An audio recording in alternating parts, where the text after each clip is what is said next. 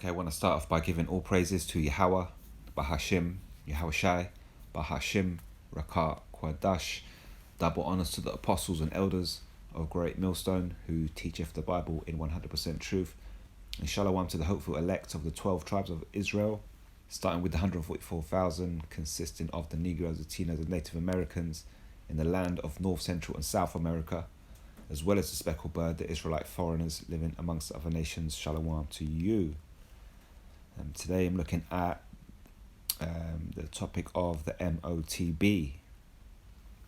Over the weekend we've had a lot of news, big news regarding the situation in the Middle East with the small hats, and they obviously had the situation. It's been going on for 6 months now with the situation in Gaza. I have to be careful with the words I use. Lord willing, you can follow. And so you've had that situation, and I explained at the beginning straight away when it first took place. People said, "Oh, this means World War III, blah blah blah," and the prophecy, spoken of in Jeremiah chapter 49 of the least of the flock, least of the Edomite flock, which are the small hats, the Edomites in the Middle East, established there in 1948. Scriptures tell you that they will draw out other nations into the Third World War. And so, we quite rightly, in October, we pointed out the situation and showed you that this is what's happening. This is a fulfillment of prophecy. But then a lot of people get excited and they think, okay, World War III is very close. The destruction of America is close. And obviously with that, the deliverance, and in turn eventually the start of the kingdom of heaven. So a lot of people do that, and then I've had to explain myself, look, this war is going to go on for a long time. And BB even mentioned at the beginning, I remember 6 months ago, even he said that this is going to be a long war. And I explained that to get to a world war, you have to go from local conflict to regional conflict to world war. And so slowly what's been happening, every time we have these little events happening in the Middle East, they're leading us to the Third World War. But like we say, we have to go through that process. And so now, for example, over the weekend, Iran have taken a step forward to involving themselves in a big way.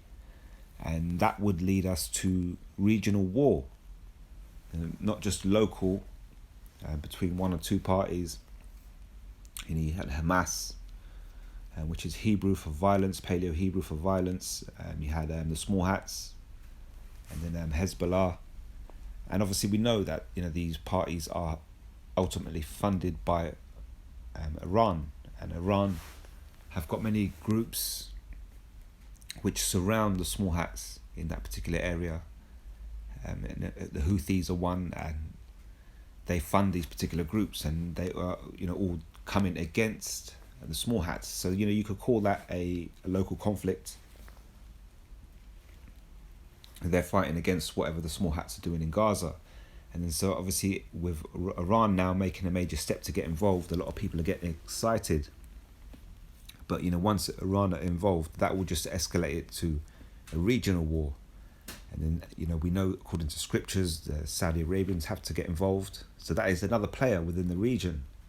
So we have a process now where we go through, if Iran do now show more involvement in this situation, then we're going to develop from the local conflict to regional war. Eventually, then it will go to a world war, and with many allies coming in the background to defend certain nations. And this will eventually lead us to a thing called Armageddon, which in the Hebrew is Hamagad 1, a mountain of troops, and the one, making it plural, it's a mountain of troops, and you have many troops, Armageddon, within the Middle East, fighting out this battle of World War III.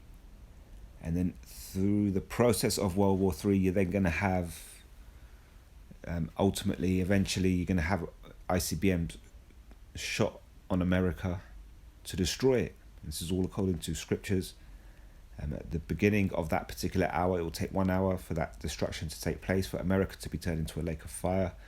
And at the very beginning of that hour, only the elect, the chosen few spoken of in the scriptures of the nation of Israel, will be delivered out of America up into the air, while everybody else is left to take part in this lake of fire and to be destroyed in it. So people get excited for it, but you've got to wait for the MOTB. You see, they have another prophecy now, the MOTB. Yahweh Bahashim Yahushai, you bring in the great day of judgment, the day of the Lord. The Most High is not just going to come with one particular day and just judge people and punish people on that day. It's going to be a great time of tribulation leading up to it, spoken of in Matthew chapter 24, a great time of tribulation. Now, so you've got to realize you've got these two major prophecies.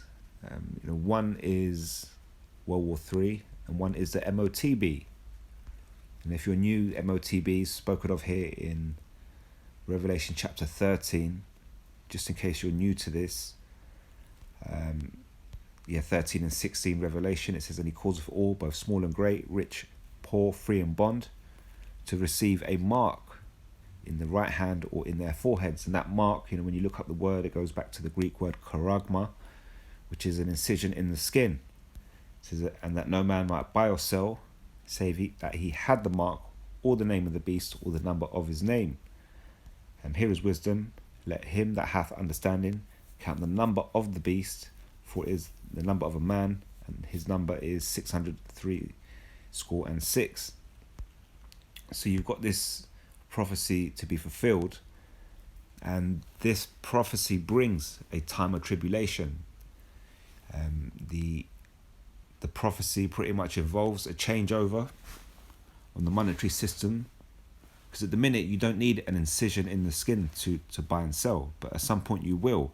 And an incision in the skin to buy and sell would be you taking a device under the skin, micro CHIP under the skin, and that would be a device where the minute you go into the shop and you scan your credit card, and the device under your skin will do exactly the same. So that's the basics of it if you're new, and that's what the MOTB is. So this particular prophecy brings tribulation because it's a change of the monetary system. So the people who rule this world, who control the money system, have to bring it to its knees, crash the system and introduce a new one to you. That in turn will bring tribulation and turmoil. But this thing also signifies a massive change that these elites want to do. They don't just want to make the change on the monetary level, they want to do it on many other levels. They want to have all your biometrics, your physical measurements recorded. They want to have all the history in your life, whatever medications you've had, whatever criminal activities you've done, anything like that, they want it all recorded. Basically everything from birth to death. They want it recorded on this particular device, as well as you being able to buy and sell, having your financial status recorded on that device.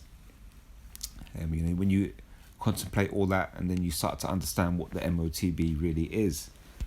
It says here in their right hand, which it actually goes back to the word, or it's your dominant hand, or in their foreheads, and you have this thing called Neuralink, which is similar technology, which we call AI technology, which is placed under the skin, in the forehead, where you could have that device in your hand. So we understand that prophecy is coming. It brings great tribulation. It's a time in which the Most High will punish the people on the planet, and then bring the judgment, and it leads right up until the day of judgment. So you now have this process of these two different prophecies, the MOTB and World War III. And so the MOTB will build up, bring tribulation, and World War III will build up, bring tribulation, and both will climax at a similar point. Once the MOTB gets made mandatory and you cannot buy or sell without it, the scriptures, book of Revelation says, anybody that takes that will not be delivered. So if you want to be delivered, especially in America, from that tribulation, from that time, that day of judgment, you can't be taking this MOTB. So you have to avoid it, but you have to go through this process where you can't buy or sell because you don't want to take it. And there's possibility of starvation, things like that. So that time between that and the actual destruction of America is going to be short. It could be a matter of weeks, it could be a matter of months. But if it's months, you're stretching into 1 or 2, maybe 3. I doubt it'd go on for 9, for any over 6 or 9 or 12. So now you're looking at these two prophecies. You have to understand, like, they're like, it's like a car crash. So you have one street, you have a car traveling, and it's going to collide with a car at the junction, and on another street you have another car traveling, and that is the other car that this first car will collide into. So both these cars have to travel down their individual roads at their individual speeds, at their individual times, in order to collide at that perfect point to bring the crash at the junction. And so when you look at these two prophecies, you have to look at it like that. So you can see World War III traveling down the road towards the crash site at a certain speed, and people get excited every time we hit a certain checkpoint. But you've got to look then down the other street, because you don't know which junction the crash is going to come at. So you then have to look at the other car and see where that's traveling and the speed, and then you work out at this point this is likely where they're going to collide.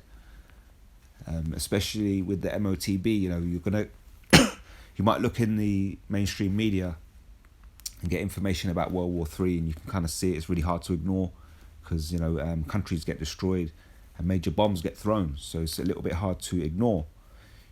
You do have false flag events. The event over the weekend could be a false flag event designed by the small hats to give them a reason to escalate even further. Or it could be a natural event where Iran have actually weighed in with a couple of bombs. But when it comes to the MOTB, you see that you're not going to find anybody apart from the true men of the Most High that are going to give it to you straight. You have to look with the MOTB, you have to look around society, look around the world. I stand on one spot, I stand here, I take up 20 square centimeters of space on the floor where my 2 feet stand, and I look out into the world and I can see what they're doing in various countries and see that this is leading us to the MOTB. So the job for us is to connect it, bring these things together, connect it into one, and make one truth out of it, and understand what the MOTB is. Mainstream media are not going to tell you what the MOTB is until it's actually here, and it's going to be presented to you as a way of escaping that great tribulation, the road that you travel down towards fulfilling the fulfillment of the MOTB, changing into that, the world from what it is now into a digital world. So we're looking out for these different things, and so like I say, over the weekend you heard about Iran and the small hats. We know what's happening, retaliation, back and forth, tick for tat, and it's building. And now questions are being asked, do certain parties need to get involved? And eventually, over the course of the next few months, this will gradually build and build and build. But then when you look down the other street, you're looking for the MOTB, you're looking at that car. At what point do we see that car, traveling down its road to meet at this crash site? And then like I say, you can't see it in the mainstream media. You're going to have to go around the world and pull out different bits of information. Now we look at China, for example, and to work it out, first of all, you have to understand what the MOTB is. You've got this dystopian world, one world order where these ruling governments control people. They control it by having a device under their skin. They can only buy it or sell whether they have that device. And if these people do bad things according to you in society, you can turn off the device. So now they can't buy or sell. And if they speak out of turn, you can punish them. So that will be eventually money will be changed to a credit score system. You will have a way of tracking and tracing people. If you want to pump people with I don't want to use the phrase, but if you look at the screen now and you see the device that's here, 2020, 2021, we saw what was going on. And we have the phrase jump shot, or the phrase, the female name Maxine. And so these are, brought about using these particular devices. We know that's an agenda of the elites for whatever reason they want to put these things into people. And we saw what was happening in 2021. The things they put into you are altering what's ever happening inside the human body. And they've been on it for years. As a human race, we're pretty much poisoned every day of our lives. We're poisoned by the air, by the food. And even as a child, if you're of a certain age, your parents made you have certain jump shots. And so you've kind of got all this stuff. And now, this devil, these people, these elites, these Edomites that run this earth, they're really sort of turning the screw. And they're using us as, they want to use the human race as an experimental ground, but B, this new sort of way of manipulating and controlling people. So they keep bringing out these situations, these pestilences like they did in 2020 and 2021. And the device that goes under your skin, it will go towards that, towards being able to know, we can tell if you're going to be sick early or not. Remember in 2020 and 2021 when that thing was kicking about, that pestilence that was circling the earth? And you had, there was news reports of, I think it was US soldiers on a ship that were locked down, isolating, and I believe they knew that they were going to be sick the day before because they were able to read their biometrics and know that things were changing within their body. That's how they say. So you now have to imagine that with the whole world. They will say to you, look, this pestilence is about, and we put this device under you, under your skin, and we can tell you when you're going to be sick, and we can keep a record of all your jump shots. So you've got to imagine that MOTB has got all these things in there. And so you look around the world and you see examples of it. We're very close. I believe within the next year, like I keep saying, within the next 11 months, you could see this thing surface and this MOTB and get very, very close. And then that would obviously mean, Armageddon would be close, the destruction of America, maybe months away. But like I say, with the MOTB, you're not going to get told in the mainstream media. You have to look around, pluck out things from around the world. You stand in your one spot, you look over into Australia, you look over into China, you look over into the US, into Europe, into Russia, and you start to bring it all together. Russia doing their thing with the BRICS, that is forced Western society's hand to have to produce the CBDC. So you could say that they're in on it or they're not in on it. When you look around the world now, we see different examples. In China, in the Far East, you see examples of social credit score system. At the minute, they're using biometric data to record people's social credit score system, and we see examples of people that are speaking up out of turn, maybe against the government, and they get banned from buying certain things, maybe banned from flights, banned from entering certain buildings. So eventually money, this new dystopian society that they want to create will evolve from exchanging money to exchanging your credit score and being told whether you're accepted to actually have something or not. You go to Australia, we're seeing examples of a cashless society. They're making it harder and harder for you to be able to draw your own money out of the banks. And it's a clear example that we've got going on in Australia. In, what's the other one you got? In Kenya now, and this is what I was going to talk about today. You have another thing. You have a thing called Maisha. Now, what they got in, it says here, understanding Maisha's Namba, Kenya's new digital identity system. This is dated October 23. Now, in Kenya, I know it's been mentioned over the weekend, so I thought I'd just go into it. What it is with Kenya, they've been on this plan for years, for about the last 4 or 5 years at least, maybe longer, could be longer, much longer, but I think maybe 2016, they had this plan where they want to have everybody's information from birth recorded on a digital system. And that guy, the owner of the Microsoft, the weirdo. He's been over there. He's got his dirty little fingers meddling in their pies, leaving it unclean.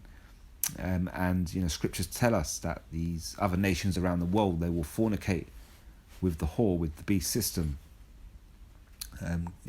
Commit spiritual adultery and follow their philosophies and be drunk with their abominations. So you go to these African countries, for example, they don't follow the laws on alphabet people, and they don't want to give them the rights that the West are telling them to give, but they will get down with a democratic system. They use that as a way of ruling people because they understand that that's a way of manipulating it and fixing results. And they're happy to go ahead with the MOTB system. So, that guy from Microsoft, he's been out there, he's been meddling, and he's been talking to the people at the top, and the government want to been trying to issue for years a system where they have a card, and that card, you scan it, and it brings up a digital record from birth, how many jump shots you had, and so on and so forth. And so it got to the point where it was up and running, and the government had it running, and then it stopped. I think just at the back end of last year, it stopped. And the reason is that there was, basically a high court injunction stopped the government from issuing those digital, pretty much birth certificates. And what's happened recently is that court have now lifted the injunction and said to the government, actually, you can go ahead now and issue these digital birth certificates. And initially, the birth certificate, instead of getting your old paper birth certificate, you'd be given a card, and the card would be, you scan it and it brings a digital record from birth. So then you follow that through your life. But now they're saying that, now that obviously they've lifted the ruling, the court have lifted the injunction, and they've allowed the government to go ahead, continue with it. Now they've come out and said that by December, I believe it's by December this year, they want to have the situation where every baby born in Kenya has a device placed under the skin, and this device will be in place of the card they currently give you, and the card is in place of the paper birth certificate. So, like I say, you look around the world, you stand on one spot, you look around the world, you look at these examples, and you should, through the Spirit, if the Spirit is working with you, this is why the MOTB is a hard thing to get. You actually have to have the Spirit working with you to some degree, because you have to look at things and be able to marry them together. We've got examples in the Far East, examples in Kenya, in Africa, examples in Australia. And we're seeing an example of civil unrest in America brewing with the immigration problem. And so, when there's a total breakdown, these things are going to build. You're going to have a time like never been seen before, and these things are going to build, and you're going to have great tribulation, and people are going to be begging the governments for an answer, and the answer they'll offer you will be this digital identification, and take that to buy and sell, so on and so forth. But like I say, they're planning from December onwards, any baby born in Kenya will have that under the skin, that device under the skin as standard from birth, which is huge. It's huge, really. But obviously, we want it to take over the whole world. We want it to merge with what's happening in China with this credit score system. We want it to merge with what's happening in Australia, get rid of the cash, and then we want it, to be told that's the only way that you can buy or sell. And then we can tick that off, and we know it's weeks, if not maybe a couple of months, till Yahweh Shai returns. That great time of tribulation is going to move up another level. It's going to go up a level and up a level, and when the MOTB gets made mandatory, the Most High is going to crank it on full heat. And then eventually, like I say, then comes in the ICBMs to America. So you have Armageddon cruising along, trying to meet at that particular point, at that crash point, it's got to be timed perfectly. And so you can't have it happen this week, next week, or the week after, because then it would not make sense for us, for the fulfillment of for the other prophecy of the MOTB. But yeah, back to this article. So it says here, the failed Huduma Namba project has now been officially replaced by the Maisha Namba project, which seems to be on track and currently being executed under the pilot stage. Don't forget, this is back in November. And like I said, they've tried this before. Various times they've tried to get these projects up and running, but it's failed. But they believe this time it's actually going to work. And again, it's down to prophecy and the timing of it. But yeah, the failed Huduma Namba project has now been officially replaced by the Maisha Namba project, which seems to be on track and currently being executed under the pilot stage. Those wishing to participate in the pilot stage are advised to download the Gava Makoni app on their mobile devices and complete the registration process. It turns out that this Maisha Namba project is a group of several interconnected projects or elements. These elements include the Maisha Namba, the Maisha card, and the Maisha, the digital ID, and National Population Master Register. So in your Kenya, you get this Maisha card, and this is what it's covering. It says, according to government publications, Maisha Namba is defined as a unique personal identification number assigned to every Kenyan citizen upon registration, typically at birth. This number will be a lifelong personal identity. This number will be a lifelong personal identity number from birth to death. It says that the Maisha number will also serve as the birth certificate number for newborns and as the registration number for government services. So to get government services, as a newborn, you're given this particular number, which is replacing your birth certificate.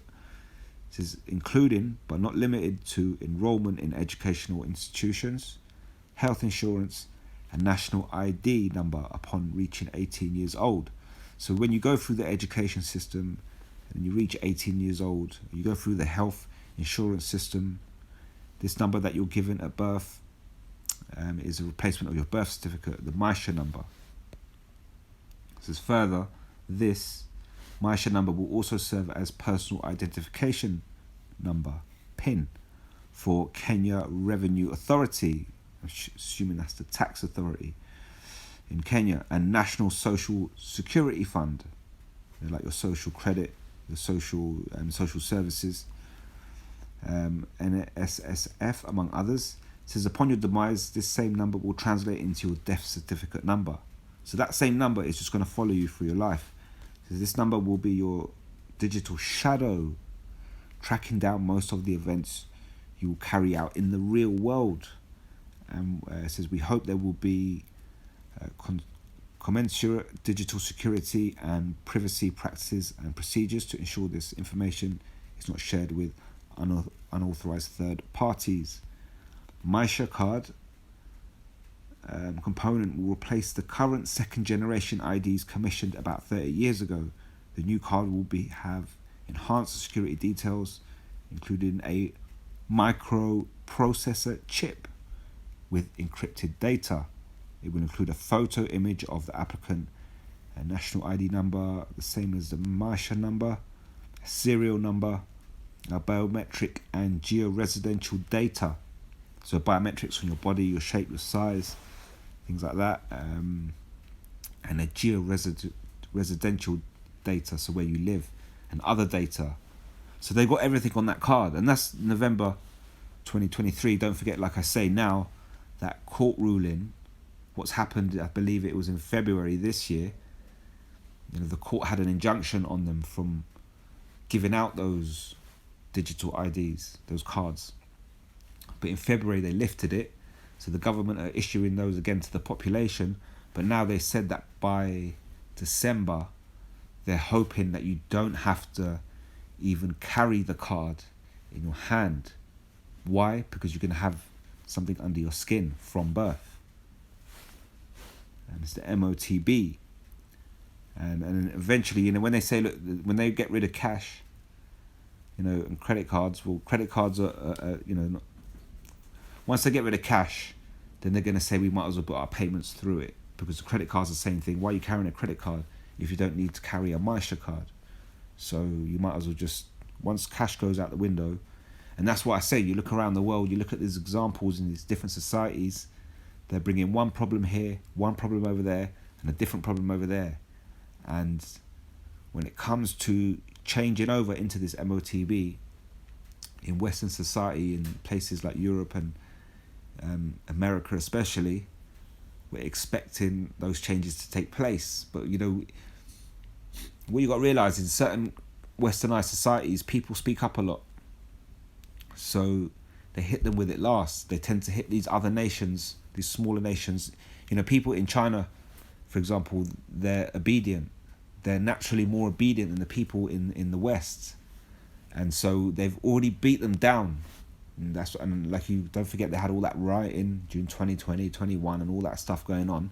They have beat those people down into obeying that social credit score system. And that's because they're already obedient. People in the West aren't so obedient. So they're testing it over there, they're testing it in Australia, they're testing it in Kenya. And eventually, when they slap that down on these westernized society, there's going to be huge uproar, because a lot of people are going to stand up and say they don't want it. Some people will take it, and that's when chaos ensues. And that's when they say to people the answer is this MOTB.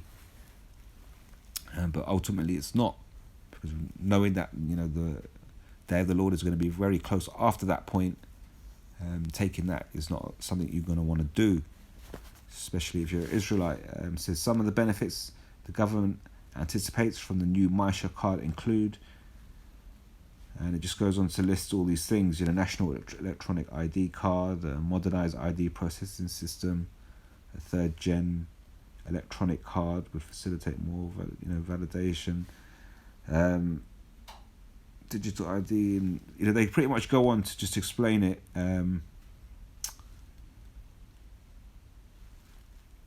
Let me just get it from a decent point. It says the main role of the digital ID is to verify and authenticate the identity of individuals or entities in various online transactions and interactions.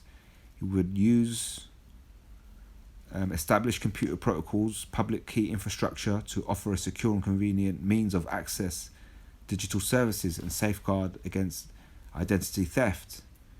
Your digital ID will still be linked to your Maisha number, and will be used to uniquely identify you when and if you decide to use it to complete online transactions. Both in public and private sector, it is expected to be the oil that will drive the digital economy.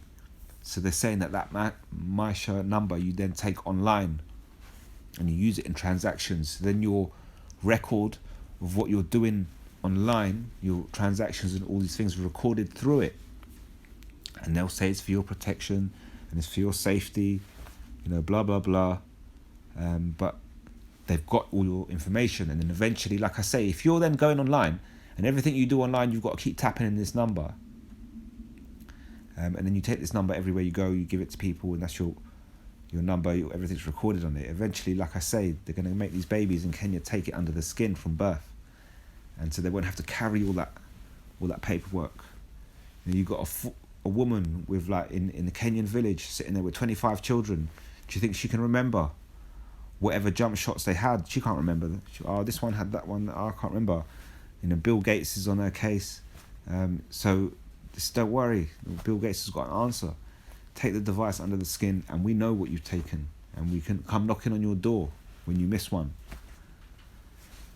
Says your digital ID will be linked to your Maisha and be used. Yeah, we read that bit. And drive the digital economy. So that oil to drive the digital economy, that Maisha number. Now they might call it different things in different countries, but ultimately you're going to have your number, and the number is going to be linked with your device under your skin. You're going to a shop, or you're going to a building. Anything you do, you try and buy something. If you go online, you'll probably have to type your number in manually. try and buy a flight, they won't let you if they don't want you to. Just like they do to people in China. So they'll have everything there. And you can go on to read this. I mean, I'll leave the link for this. It's just kind of a brief description. And like I said, they're talking about the Maisha card, but it's going to be in December. I believe that's the device under the skin. When you look up the word Maisha, I looked it up. Arabic origin meaning alive, livelihood, or prosperous. We know that should really translate back to the ancient Paleo-Hebrew, as all languages do. But, they seem to put a block on it. They always take you back to the Arabic. Eventually I found the etymology, to pronounce it, it was Maisha. We're saying Maisha, M-I-A, but someone pronounce it as in Maisha. So once you put that in, the etymology of Maisha, then you come up with Aisha, meaning she who lives, or womanly, in Arabic. Now they keep bringing you this Arabic because they don't want you to connect with the Paleo-Hebrew. This is where this world lies to you and puts this block on it. So you go to Aisha, etymology, and they give you more Arabic words. Alive, well, blah, blah, blah. I think even in Urdu, it came up in Urdu. So people that speak Urdu, similar language to the Arabic, and they come out of the Paleo-Hebrew. So eventually I just went to, because I kind of knew what I was looking for, but I was trying to find it on Google, so easier just to go to do it in Hebrew and put in woman. And in woman, in Paleo-Hebrew, you get the Aisha. You can see it there, I-S-H-A-H. So Maisha, Maisha, or Aisha. It's pretty much coming out of the word woman. The ancient Paleo-Hebrew word of woman is what it comes out of. So they've done that because obviously they're giving it to mothers at birth, and it's a connection with the child, and then that's what they're calling it. You can go into the scriptures. You can say, well, through women we all die. King Solomon, said through women we all die. You've got Genesis. In the book of Genesis, it was Eve that pretty much accepted the forbidden fruit of knowledge, if you like, and that's through Eve. We go through this process. Eve was beguiled by the serpent, so you can try and link it to all that. Don't be beguiled like Eve, and don't take this particular device under your skin. But like I say, we don't know what it's going to be called. This is in Kenya, they called it that. So who knows what it's going to be called on a worldwide level. But you could look all day. You could spend all day trying to look for a spiritual connection. I'm pretty sure there is. But this is another website I came, and you can again see this work. Sorry, this word at the top. This something work, jump shot work, should we say? Groundbreaking biometric tech brings Kenyan newborns into the digital fold on day one. There's a new biometric jump shot management system designed in Japan. These are Ammonites, according to the scriptures, promises great impact in Kenya and beyond. Yeah, definitely. This thing's going to go around the world. This is now dated January 2024, so it's slightly more updated. I said it's a Thursday morning, and the weather along the southern part of Kenya's coast is hot and humid, but the pace in the maternity wing of Kiango Sub-County Hospital shows no signs of slowing down. Already more than 7 mothers have delivered safely this week. This is Amina Ko,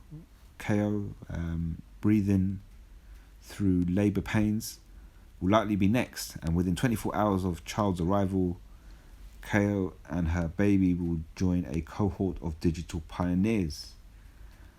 Biometric birthday gifts. It says Ko's hospital roommate Mishi Gulu and her brand new daughter Zawadi have already made the journey down the corridor to the office where the biometric details of newborn infants and their caregivers are being recorded. See, so this is what I'm saying. This was happening in Kenya, and they're saying, look, this is, talking about going down the corridor to the office where the biometrics of the newborns are recorded. But like I say, there was an injunction put on it by the High Court in Kenya, and for I can't remember the details. You can go into it yourself, but they were pretty much saying, we're going to stop you issuing this for whatever reasons. And now I believe in February, the end of February, they've lifted that. So they're back to it, and now they've come out and said, actually, yeah, not only are we doing this, but by December, we want you to have that device under the skin and record it that way. The Maisha number.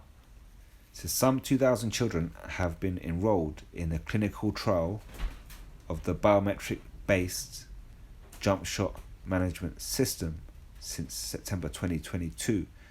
The system, which is the best tested in Kayango Sub-County Hospital by the Kenyan Medical Research Institute, the NEC Corporation, and Nagasaki University Institute of Tropical MEDICINE. You've got to be careful what you use saying with this kind of stuff. It says uses of fingerprints of children as young as 2 hours of age and the voice imprints of their caregivers, with the aim ultimately of improving real-time record management and expanding jump shot coverage. So you see how they're selling it to them over there. Oh, you people, you're in Africa, you poor people, you've got all these pestilences, you're poor, you can't look after yourselves. Here I come, I'm the owner of a computer firm, but I'm going to design a way for you to be healthy, and that's through jump shots. And now they said, you've got these African women with 25 kids running around the village. I don't know who's done what jump shot, I ain't got a clue. Don't worry, because we've got digital records. And they've got the cards out there, and eventually now from December they're just going to put them under your skin. So even if we find you unconscious on the street, don't worry, we'll scan you, and we'll find out who you are. Tugulu, an 18-year-old first-time mother from Chiban Dango, the process evidently seemed as strange as it is novel. The nurse took my baby's finger and put something that was blinking on her finger. Then after that, they took a picture of her. For me, I was given a paper which I had some writings to read so that my voice will be recorded. The purpose, however, was clear. I am told that this process will show jump shot history of my baby, and also it will be used to send me alert and reminder on my mobile phone to inform me to take Zawadi for jump shots at the hospital. So like I say, when they bring that time of tribulation, there's going to be a financial crash, and they'll probably most likely bring pestilence. And when they bring the pestilence, they're going to say, look, take this device, we can solve 2 problems at once. We've got a problem with immigration, we can solve that. We solve all these problems by taking this device under the skin. We know who everybody is, we track and trace, and we can block certain people out of society, and we can see your record of jump shots. It says, say the word. Rukia Hassan Ali, a supervisor at Nagasaki University, formerly blah blah blah, is in charge of the biometric management system. Ali said before any data is taken, the researchers seek informed caregiver consent. And so you can see the registration process. That's how you go on there, you register, and then you get the card. But don't forget, in December the card will just be changed to a device under the skin, and you'll be given it at 2 hours old. So 2 hours, literally 2 hours old, and they've got that thing under you. But like I say again, I'll put this link up. You can read through it. That this talks about. It just goes on to talk about how they got the information of the child on the card, on the digital Maisha number recorded, the details of the child, and they get the mum to speak, and they're saying that the vocals of the mum connect up with the child, so we know it connects, and the caregiver never changes. But the caregiver does change, because if the mother dies, then what are you going to do? And that's why the next step naturally is just to place this card has got a microchip in it, so you're doing away with all the plastic casing, taking that pretty much chip and putting that straight under the skin. And so if the caregiver does change, it doesn't matter, we still know who the child is. But yeah, like I say, I'll leave that in the description box. But considering what we just looked at, we come to 2 Peter chapter 2. I'm not going to read the whole chapter's 22 verses. If you're new, you can read through it yourself. It's, as it says at the top here, the rise of false prophets. Starting at verse 1, it says here, "But there were false prophets also among the people, even as there shall be false teachers among you. It says, who privately shall bring in damnable heresies, even denying the Lord that brought them, and bring them upon themselves swift destruction." So you've got false prophets out here, and they're out here, there's many out here today, for example, the time that we're living in now. And we're getting closer to the fulfillment of these major prophecies, and the MOTB is a major prophecy. And if you're living in America, you could be following a teacher, and you might think that this prophet or teacher is a true man of the Most High. But there are, so-called Hebrew Israelite teachers or prophets out there that are telling you that the MOTB is something else, rather than what I'm telling you, or what, for example, the men of GMS would tell you. And some of these false teachers, it says they're even denying the Lord that bought them, and bring upon themselves swift destruction. So we call on the name Yahweh Bahashim Yahweh Shai. We clearly show you that Yahweh being the name of the Most High, the Heavenly Father, Yahweh Shai being the name, both names Paleo Hebrew, ancient language, and Yahweh Shai, the name of His only begotten Son. But there's teachers out there, they tell you, the MOTB is something else, and they also, go as far as telling you a different name to call upon. Maybe they tell you Christ or other things.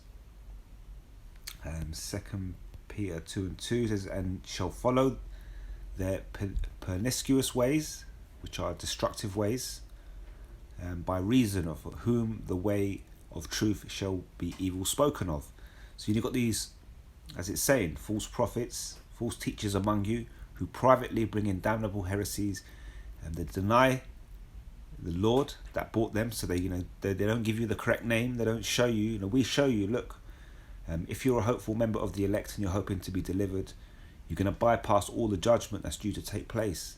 And the only way you have that piece of grace from the Most High is because Yahweh Shai went on the cross for you. So what do you do in return? You call on the names and you preach that name, and you show the world as best you can that is the name. So there are Israelite teachers out there that don't do that. They twist the name, they change it, they modernize it, they adapt it, and they do whatever else to it. Do everything but teach you the correct name.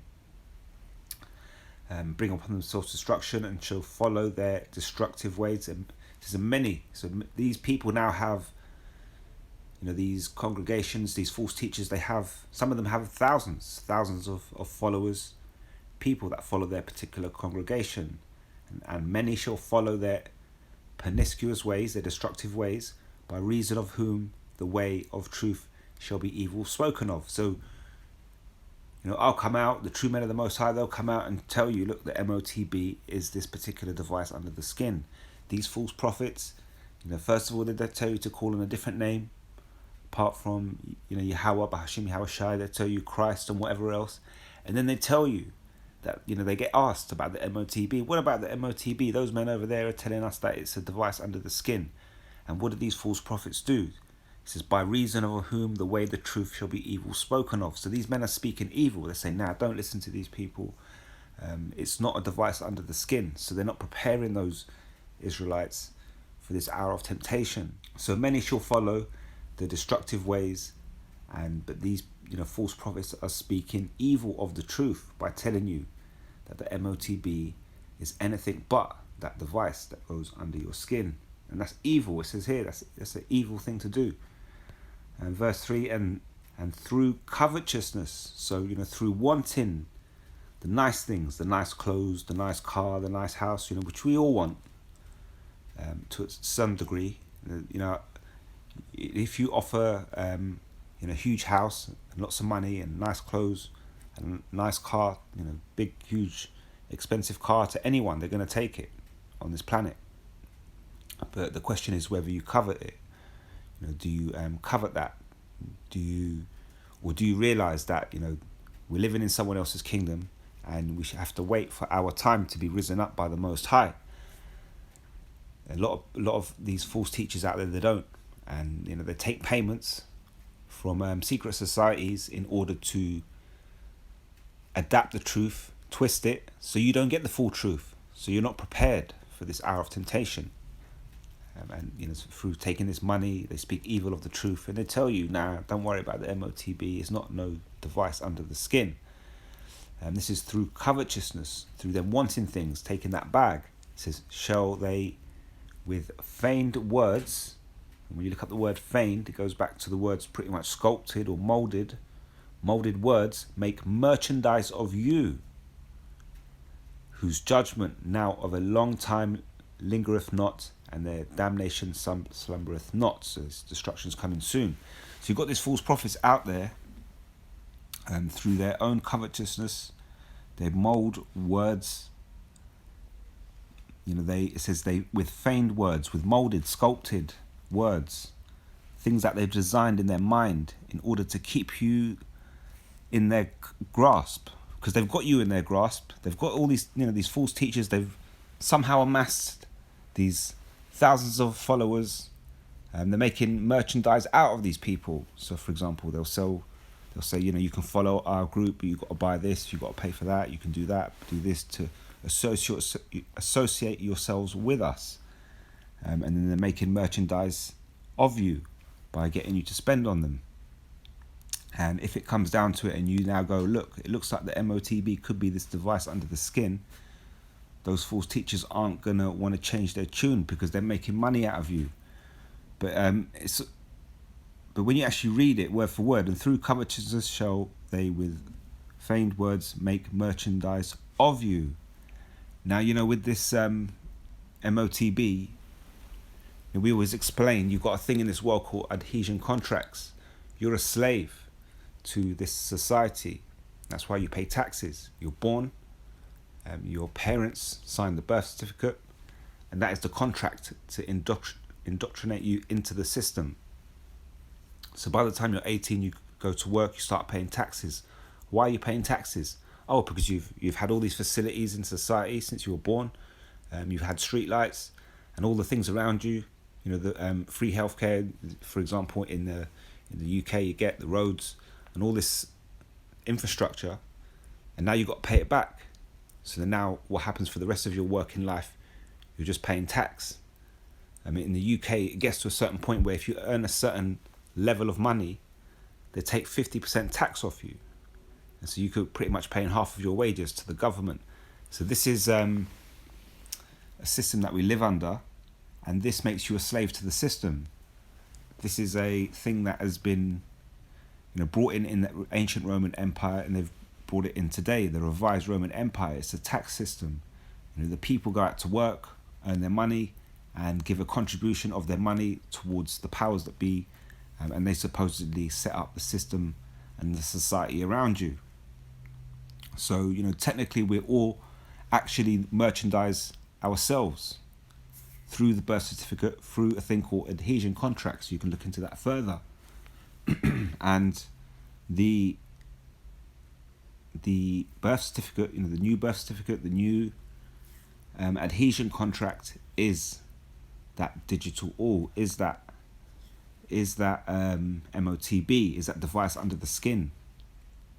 So, you at birth, you have that device placed under the skin, and your jump shots are recorded, or your health things. By the time you get old enough, you've got financial status, that will be put on there. So then now you'll be buying and selling through it. and all the, any criminal activity will be recorded in there. Driving license activity will be recorded in there. So what it is you're the product. You're the product. You're already a product to the government. That's why there's a national debt, and you got to go and work to pay the tax, to pay it off pretty much.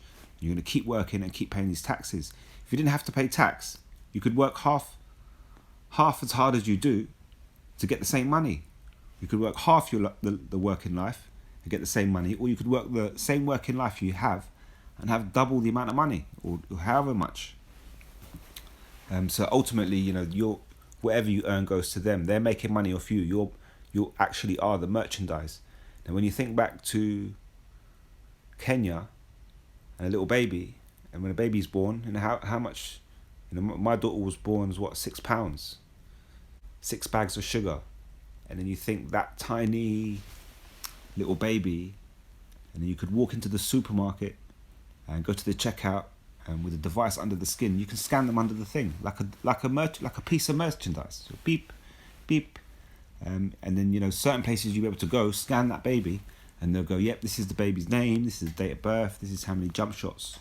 So it's you when your baby's born and it's got the device under your skin, it's no different from a sack of potatoes. You're carrying it around, and everywhere you go, you just scan it on the barcode, beep, beep, beep. And that's pretty much what it is. Obviously, eventually that sack of potatoes starts walking, talking, becomes a full adult, and then like I say, you say go to work, and now you owe us money, you pay us taxes, blah blah blah. So ultimately, these false prophets make merchandise out of the many that follow them. They speak evil of the way of truth, and through covetousness, through wanting to make money. You want to become 150 mil, you've got to do stuff to become it. And there are false prophets out there that are worth this much money. And you consider 150 mil, you don't just get that, just by just for preaching the word. You have to do other stuff around it. It says but really all you have to do is preach the word. You don't have to do the other stuff around it. It says, through covetousness shall they with feigned, with constructed, with molded, with sculpted words make merchandise of you. And so they're going to say, yeah, don't worry about the MOTB. That it's not the device under the skin. And these people go and take it, and then the newborn comes along. They make the newborn take it, and the newborn's like a sack of potatoes. You go to the shop, you bleep it on the supermarket, beep. Yeah, that's his name, Tyrone, born on whatever day, blah blah blah. But ultimately, that baby is the merchandise to the government, to the powers that be. And eventually, when you think, right, and they take money and remove cash and change it into the credit score system, then you're really on slavery levels, because you just basically go to work as a slave, do your job, and if they think you're a good citizen, if job's considered sociably acceptable on a high scale, you get more points and you're allowed to do stuff. If you that's when the value of you as a product, it's like then you become an expensive item, because I got this job and I got that. So I'm now the slave, but I'm like an expensive one because I'm a doctor. So I get a high credit score, so I can go into extra places. If you're a dustbinman, you're still a product to them, like a product on the shelf to the system, but you're then like a low value product. So it's like, we won't let him in certain places, and we won't let him in certain places because it will just mess up the atmosphere. So it all becomes like that, and they got that going on in China now. But you are the product, you are the merchandise, and with these false prophets allowing you to run and take that MOTB, not warning you that the device under your skin is the MOTB, you even more into that world, to the point where you've taken the digital all, and now Yahweh Hashem Shai can't do anything for you. They won't be able to do anything. Once you take that, Yahweh Hashem Shai can't change anything for you. Can't come and change the whole of the history and the scriptures and adapt it just to go, but I'm going to let this one person in because he took it, he didn't mean to take it, and blah blah blah. Now they can't happen. It's written how it's written. It has to happen according to that. The Most High doesn't lie, and so if you take it, you're pretty much stuffed, especially in America, Babylon the Great. The other thing you see, so you've got people in Kenya, the so-called Africans, but there are a lot of Israelites living there too. Now, we know that within Africa, not everybody is African. There are Israelites mixed in amongst them. You have Israelites in America. The majority of so-called black people in America, we call them Israelites, although there may be the odd African or Hamite mixed in there with them. Now, when you go to Kenya, I've brought it out before, I've mentioned before, there are Israelites in Kenya, but sometimes they don't always come with that particular appearance, what we would call brass skin or dark brown or so-called black man. I hate using that phrase because the phrase black just means devoid of light. So when you call yourself black, you're just basically claiming that you're devoid of light. When you're devoid of light, you don't know who you are, your true identity. That is definitely somebody who's devoid of light. So, you type in, for example, Sikhs in Kenya, and these Sikhs go back to the children of Israel. That's why, like I say, you have Africans in Kenya, Hamites, but you also have Israelites in Kenya, and they have the Sikh.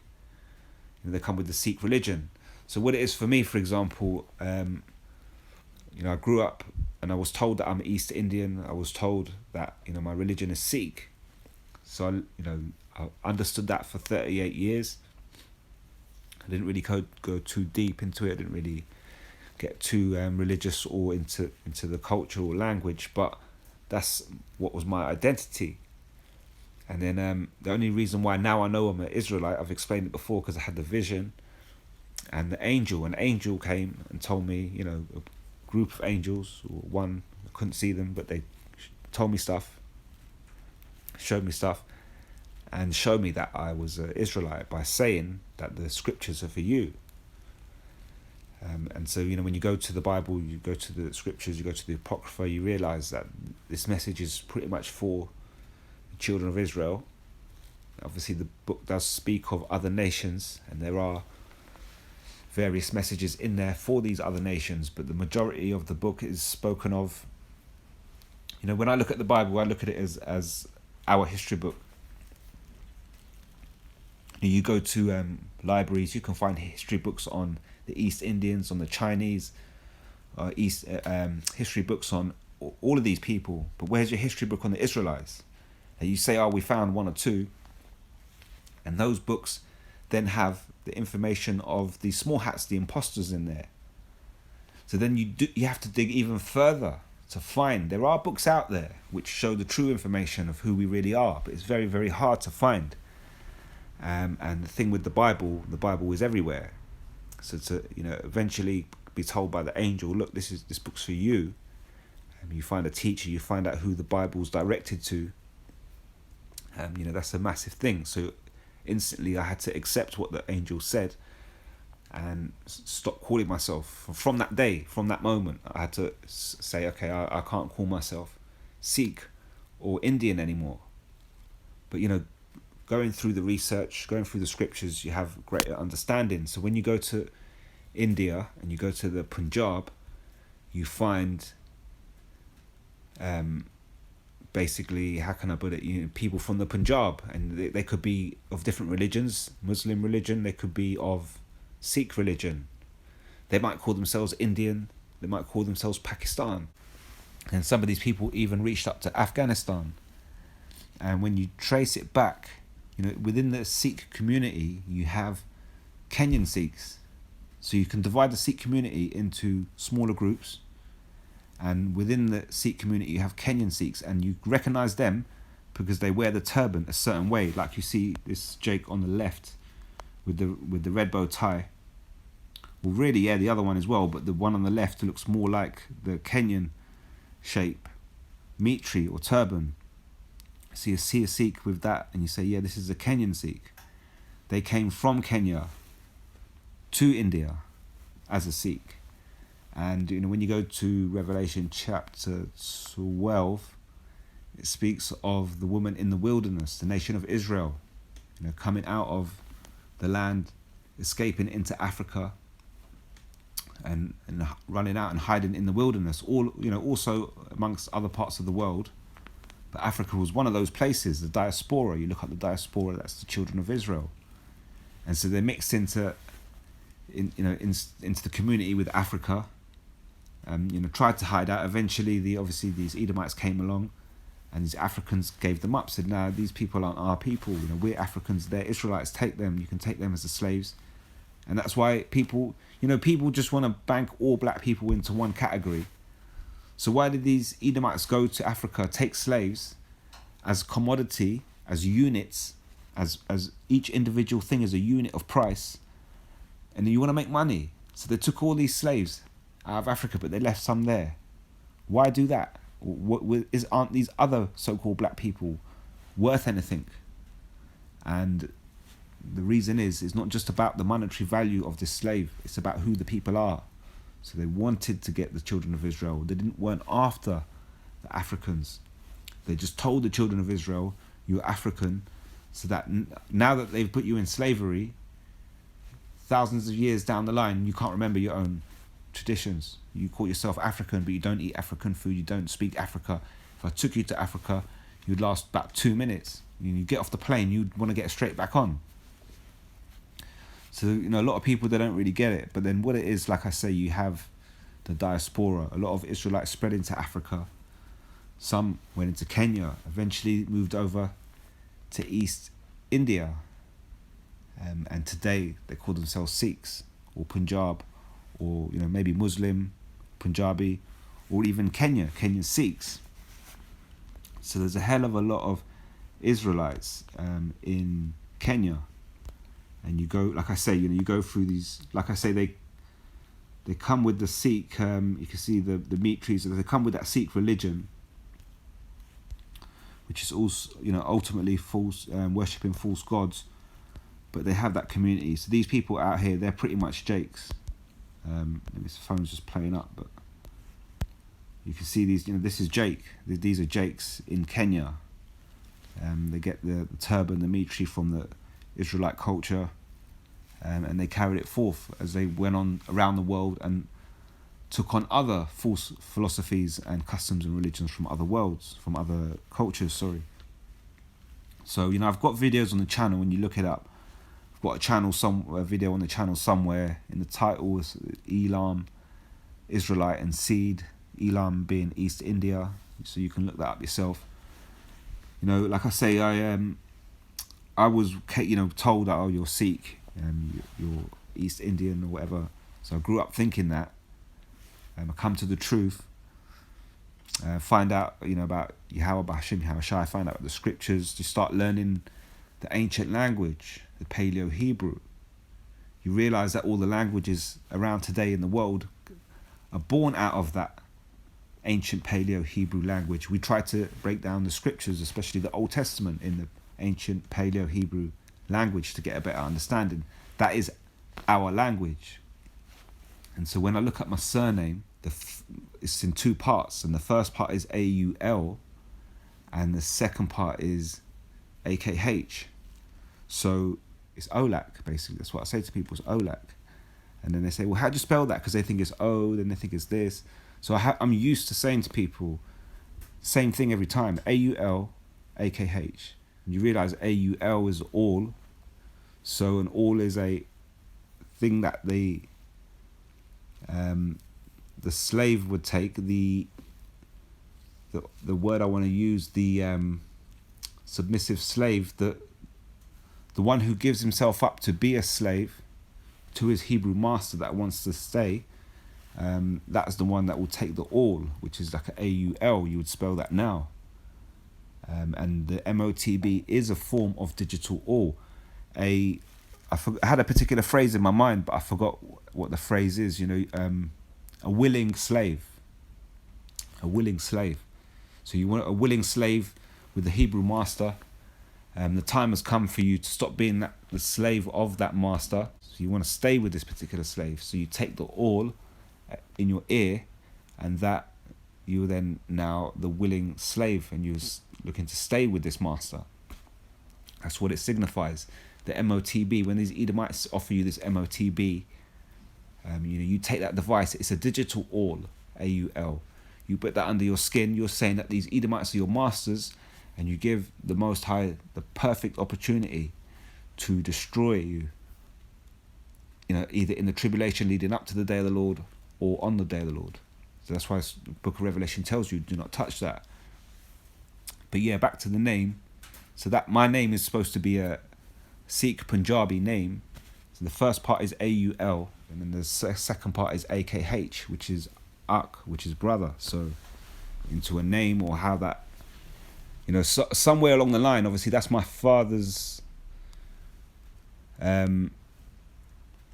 that's my name, but that's on my granddad's side, really, because that's my mum's name, because my mum and dad ain't together. So, but that's obviously the Sikh Punjabi name that I've had, which actually translates back to Paleo-Hebrew. I don't know how you translate that back.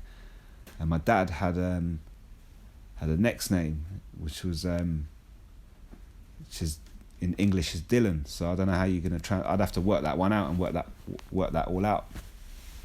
But I know with the AUL, every time I think of the MOTB, I think of the AUL, and I think of my name in the AUL. And then obviously I know, like I say, in the Punjab you have a lot of Hebrew Israelites. So some words in there, there's going to be sort of Paleo-Hebrew words mixed in there, thrown in there.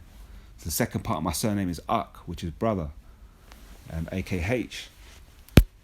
I know one other guy that I introduced to the truth. He mentioned a few things one day. I had no idea, and then I mentioned a few things through the Spirit, and he picked it up straight away. And ever since then, he calls on the name Yahweh Bahashim Yahweh Shai. So there are Israelites out there, not just looking like, that typical black person, but also looking like Indians, looking like so-called white people, looking like so-called Chinese people, Japanese, and so on and so forth. Israelites are mainly concentrated, in America, North, Central, and South America, and the 12 tribes, the Latinos, Negroes, the Latinos, and Native Americans in the land of North, Central, South America. But the book of Jeremiah talks about a speckled bird, and the speckled bird are, the heritage of this particular nation, and they're spread out amongst the other nations. Maybe their fathers have taken wives of the other nations. That's why the children today look like the other nations, but their seed still goes back to the seed of Abraham, Isaac, and Jacob. How can I prove it? I can't prove it, but I know personally myself that it's true, because that's what the angel told me. And when the angel comes and shows you stuff, shows you all these 3,000 years and shows you all this different stuff, you're not really in a position to argue or counteract. You just have to listen and accept. So you look out in Kenya, there's a lot of Sikhs, Punjabi, in the land of Punjab, Sikhs, Muslims. These are Israelites. That's why you'll notice they have more flavour within those people than they do within the rest of the nation of India, the nation of Elam. And you go into this, outside of that, you'll find the true East Indians, the Elamites, that their culture is more dry. But I hope that's edifying, and believe it right there. Like I say, Kenya, end of the year, they're looking to place device under all newborns, digital record of information from birth to death, and eventually that will include their educational system, their health, insurance, and tax and revenue and all that kind of stuff. This is the MOTB, and it's going to come out on a worldwide level. See, at the minute, even if they make that thing mandatory in Kenya, all babies have that, but it doesn't mean it's the fulfillment of the MOTB, because they still have cash. So even if you had that device under your skin and you went to buy in the shop, you don't have to use it. You can use cash. It's when they remove cash, and that's the only way to buy and sell. At the minute, there are many people in Sweden buying and selling with those devices, but on any given day they can also use cash.